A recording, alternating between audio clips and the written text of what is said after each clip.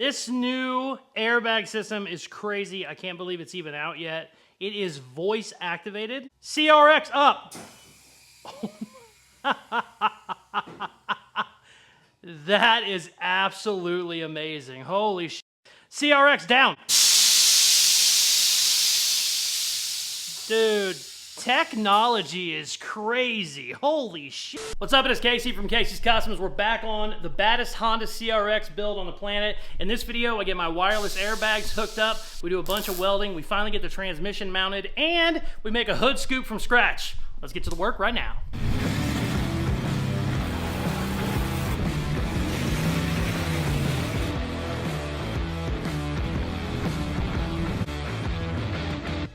We are back on the baddest Honda CRX on the planet. 500 horsepower Chevy V8, rear wheel drive, tiny little Honda. In the last video, I took this thing for its first drive ever. I was so happy I almost cried. I was giddy like a schoolgirl. In the video that I took after the drive, the camera's shaking because I'm just so happy. I'm like, oh my God. We still have a ton of work to do, but that was a huge moment for me. This thing has been just an ungodly amount of work. An engine that size never wants to go into a car this size. And then to add to the problem, I airbagged it because I like everything laying on the ground, so that just took it all up another notch. I love chassis swaps. Chassis swaps are my bread and butter. I've done 100 of them.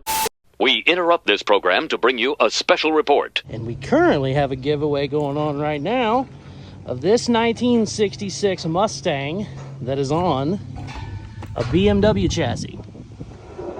2005 BMW chassis, 1966 body. You can get in on this one right now. Go to Caseyscustoms.com.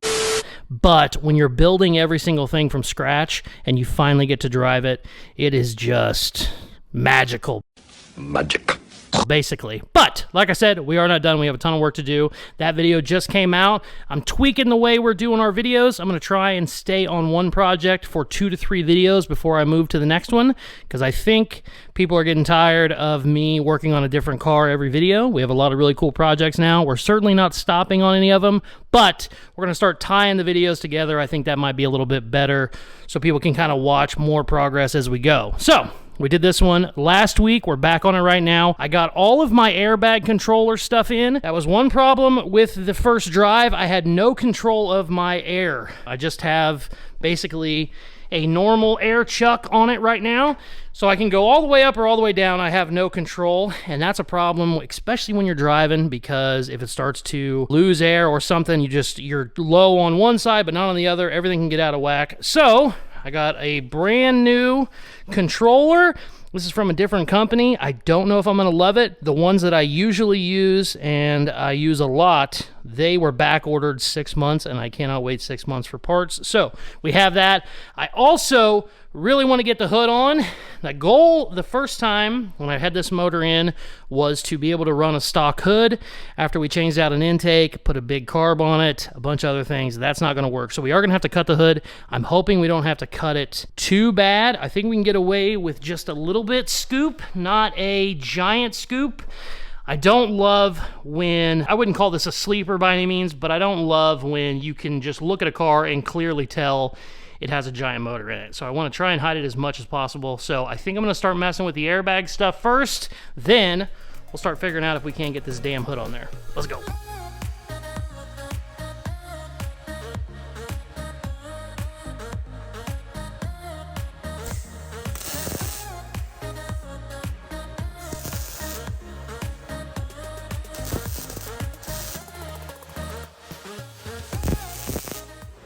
Anybody that's ever mounted an airbag controller, they are funky, and they got these little bitty ass bolts. That's hot. I'm an idiot. God, I'm stupid. They're these little bitty ass bolts, and it's always hard to try and get to them. So I am going to make a mount that has these welded so they'll just bolt in, and then we're going to make this a mount that I can just weld straight in the car, so it'll be super easy. This is one of those things that takes like 45 minutes, but it'll save you 2 hours down the line.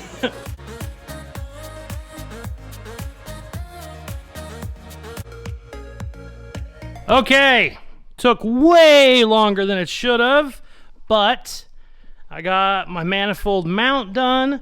I got all of my fittings on the manifold as well. I got my fittings on the tank and on the air compressors. The only problem is I need a couple adapters that I do not have, so we're gonna have to go to probably the hardware store. I don't think my parts store will have it. I'm gonna pick those up tomorrow. Then we should be able to plumb the entire air system. I also need to get some heavier gauge wire because the compressors take a pretty good gauge wire and I need relays and stuff like that. But we should be able to get that all buttoned up tomorrow after I run to the parts store and a couple other places. So we'll be back tomorrow. The next day.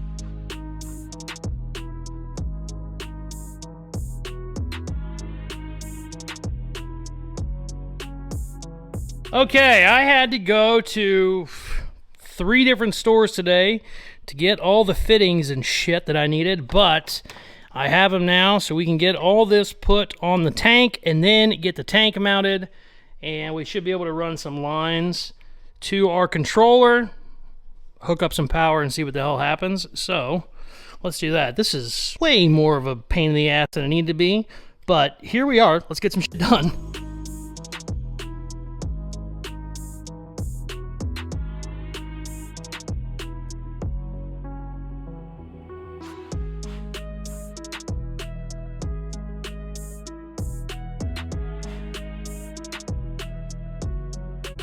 Okay, I got my compressors mounted. I ended up moving them around a little bit. They were closer to the tank, but I was worried they were gonna, because they shake quite a bit. I was worried they were gonna start touching the roll cage. There was only like a 1/4 inch gap, and I thought, that's just close enough where if you started hearing it, it would be crazy. So I moved them over here. You really want them as close to the frame as possible because they'll just shake the whole floor, but that's gonna be okay. We can beef that up if we need to. I got my tank mounted as well, got everything plumbed. I went ahead, turned my air compressor on, and I put a standard tire chuck, Schrader valve, whatever they call it, and I put 48 PSI in this about an hour ago, and it's still holding at 48 perfect, so that's nice. I got my rear lines ran.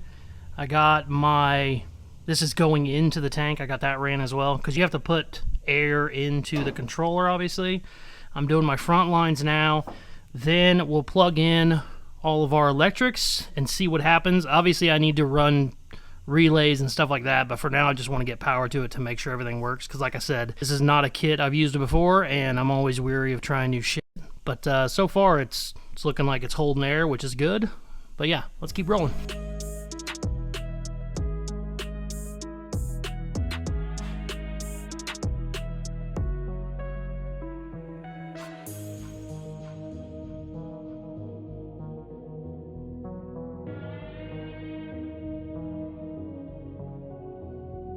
Also, I yanked my tank out. There's just been like a smell of gas. Didn't quite understand. It's a brand new tank. I'm like, maybe, I don't know. Pulled the gas tank out because I figured I was going to weld anyway, so it's good to not have a gas tank in it. And sure enough, the hose I had coming off of the barb at the bottom, there was a pinhole in the rubber hose.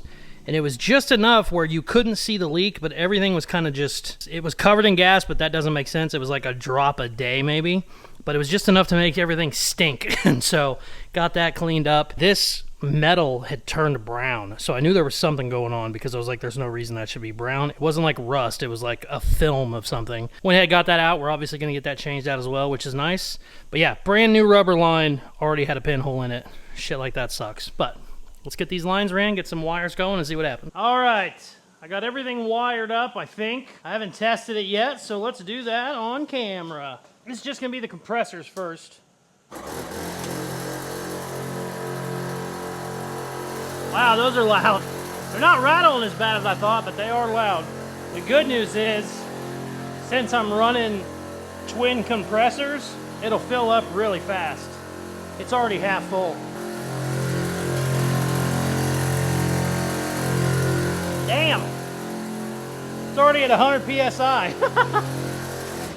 That should be plenty. Now, we need to turn on our controller. It just beeped, so it's on. Where's my remote? There's my remote. Should probably get all the shit off the car if we're gonna get it jumping up and down. This is a wireless setup, so I don't have to get close to it, which is nice. That's not good. Oh, that's down. Oops. Oh, yes! Check out this remote. Now we know which one goes down.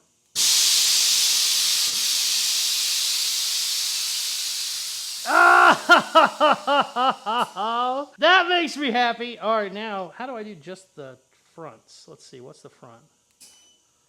Is that, okay, so that's the front. That's the back. I don't know the combination on this yet, so that's not great.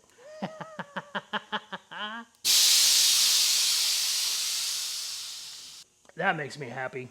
All right, I'm gonna tweak a couple things and we'll try it again. This new airbag system is crazy. I can't believe it's even out yet. It is voice activated, and I've programmed it to my voice. The only thing is I can't just say up. I have to say CRX up, and whenever I do that, it'll just jump in the air, and then I say CRX down, it will drop as well. Crazy shit. Check this out. All right, I got it hooked to the battery. Let's see what happens. CRX up. That is absolutely amazing. Holy shit. CRX down.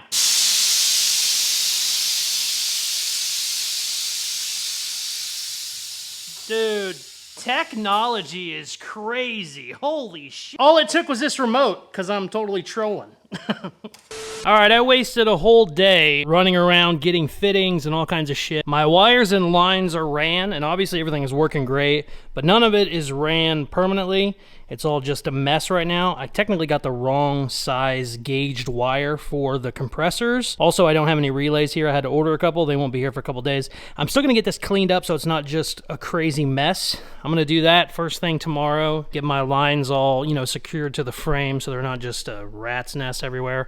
Also, I'd like to drive it again, and not having, you know, wires and air lines across the drive shaft would probably be pretty good this time. So I'm gonna get all that stuff buttoned up tomorrow, and then we're gonna start working on the hood. I really wanna start getting the hood on this thing. I also got a new air cleaner for it that's pretty badass. We need to get that installed as well. So tomorrow, we'll be able to hit it really hard. Wasting half the day running around trying to find fittings was a bummer, but I still put in 10 hours today, so very, very happy to see the airbags actually working as they're supposed to. The next day.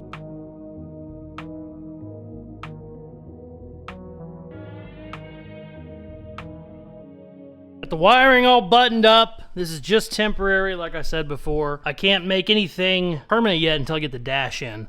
I also got my airbag gauge hooked up. That shows me not only the tank pressure, but the pressure in every single bag, which is really nice. You can kind of see if you have a leak, see where you're at, if you want the front a little bit higher than the rear. On this, essentially the rear can stay down and it'll still drive because nothing hits back here. The front, it obviously can't stay down because the wheels are tucked into the fenders, but you can get away with really just bumping up the front a little bit and then you can drive it. So that's kind of fun. We'll play with that down the line. What we need to do now is weld in this transmission crossmember. When I took it for its first drive in the last video, I had some chattering between the transmission and the engine. It could have been several different things. I don't know. I went ahead and re-tightened all of my bell housing bolts. There was also a couple that were missing, so I'm hoping that was the problem. But this not being welded, and not only was it not welded, it was cocked down at a weird angle, so I think that might have been some of my problem. So I got it jacked up right now to where it's level, and we're gonna weld the living shit out of this. The reason I didn't weld it in was because I've moved this engine 3 different times, and just in case it needed to move again, I kind of just left it loose where it could slide if I needed it to. But it's definitely where it needs to be now. Everything is good and working. Obviously, we drove it the other day. So let's weld some shit. And then when that's done, we'll start playing with the hood and figure out how much we got to cut out of it. Let's go.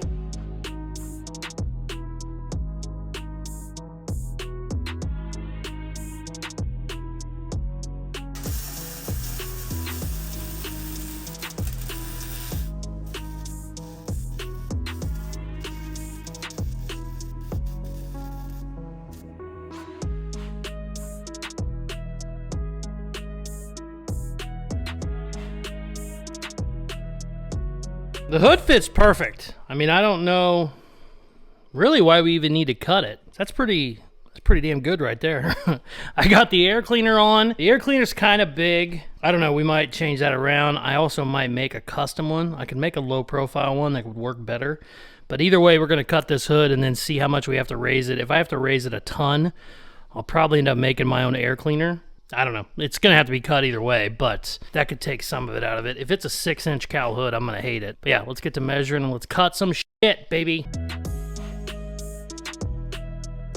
All right, I've measured it 20 different times. Got it marked out. It's no turning back now, baby.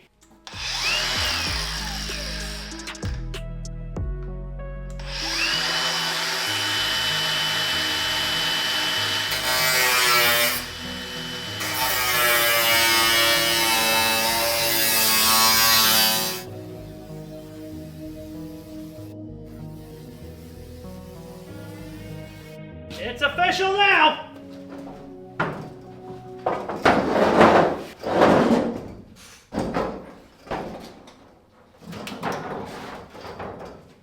Gotta get rid of the inner bracing before we can get it out of the way.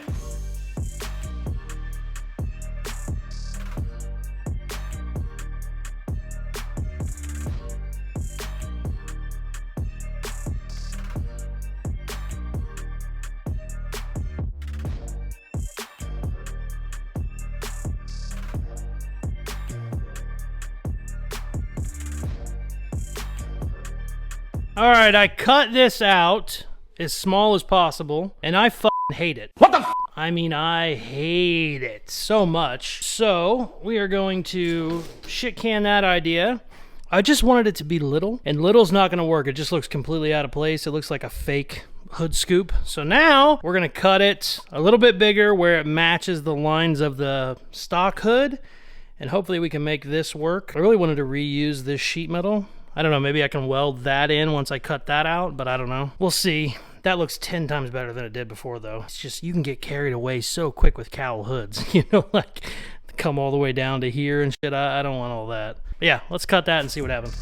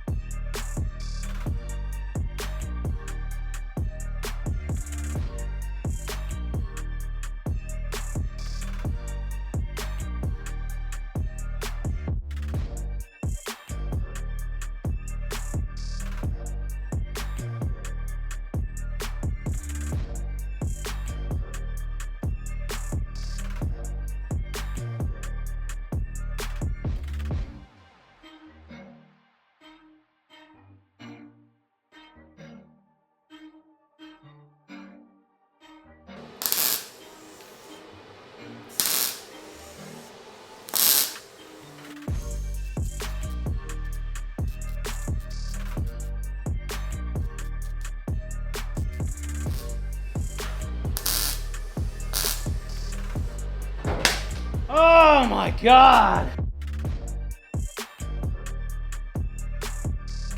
So here's what we've done.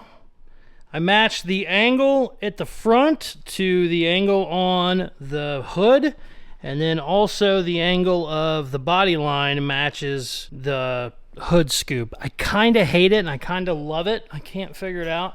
I wish it had more roundness to it.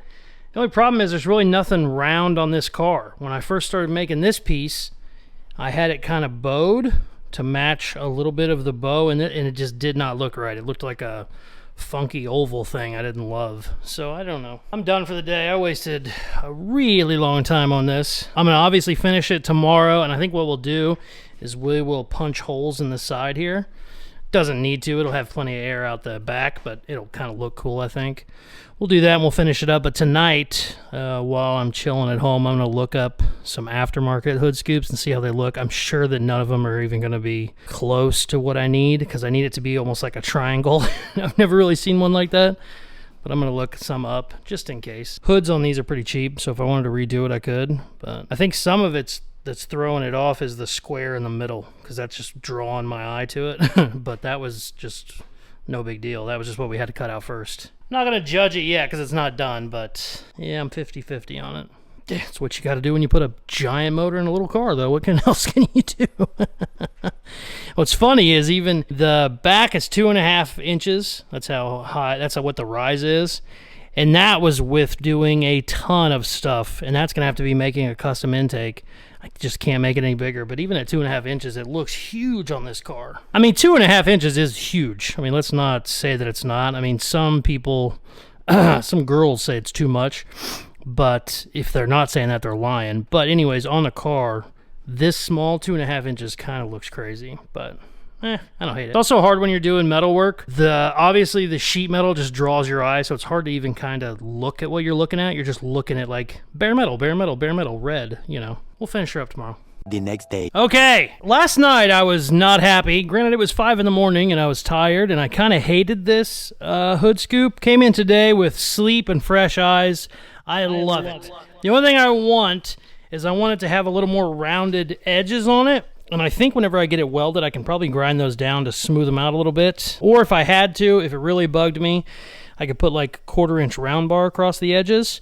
But we're going to do that down the line. It's cool for now. I'm really happy with how it came out. What I want to do now is fill the sides in.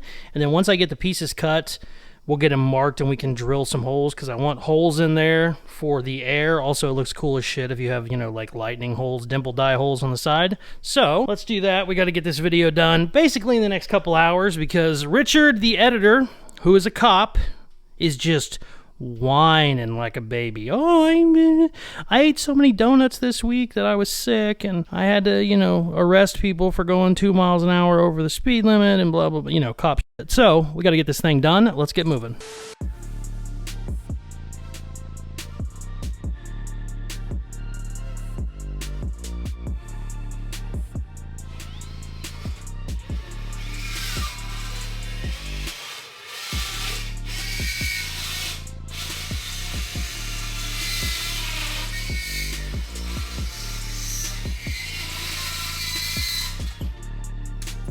All right. 1 down, 14 to go. Shit.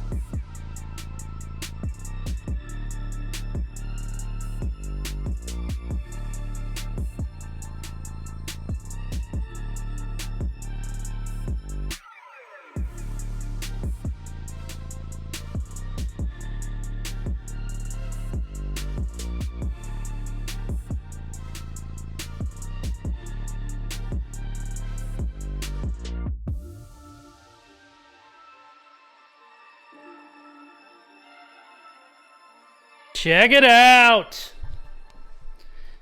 I went from hating it to kind of being okay with it to liking it, back to hating it, and now I love it. I'm really happy that I made those angles match on the hood, so it kind of looks less out of place. Obviously, if you have a 2.5 inch, you know, hood stack on there, it's gonna look bigger, but I dig it. I like it a lot. Also, where did I put it? Put the, shit, I lost my remote already. That's not good. Ruh-roh! Never mind. False alarm, we got it. What I want to do now... No, that's wrong.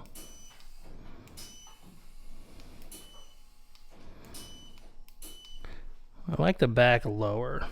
Let's drop the back down a little bit. Oops. There we go, just a little bit. Actually, I take that back. Since we're just gonna test. What I want to do, by the way, I'm gonna play with this until the battery dies. Already know that's gonna happen. What I want to do now, fire it up, throw it in gear. Now, I do not have my gas tank hooked up. I just realized, but there should be enough gas in the carburetor I just want to see if I can go forward and backward without that chatter that I had in the last video. So let's do that. Hopefully we have enough gas for it, but maybe we don't. But let's find out. All right, let's see what happens. Hopefully I have enough gas for this. There's a chance I don't, but I just want to throw it in gear and see if we still have that chatter or not. I'm hoping we really don't. There's a good chance I don't have enough gas either. Come on, baby. Oh, come on.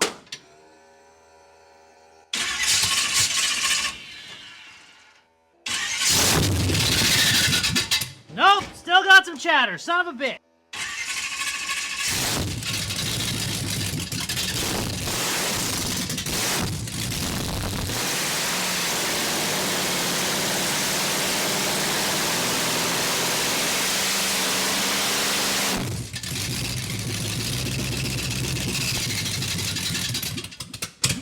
It's out of gas. All right, gotta figure out what the chatter is.